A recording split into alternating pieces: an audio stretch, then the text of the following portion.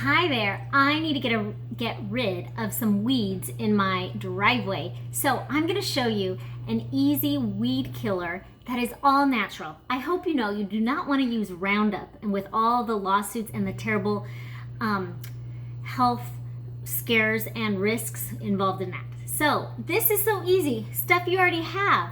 We're gonna put 20 ounces of white vinegar in a spray bottle. So I already measured that. And then a couple drops of Castile soap, or if you have Thieves dish soap, that can work too.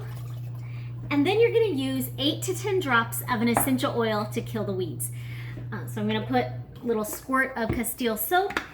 Now you can use pine, oregano, which I'm gonna use Palo Santo, or cinnamon bark. And then you're gonna mix it up. Now, I'm gonna warn you, this will kill all plants, so be careful where you put it. I'm putting it in the driveway where weeds have grown up in the cracks. And I'm gonna do a little mix of oregano and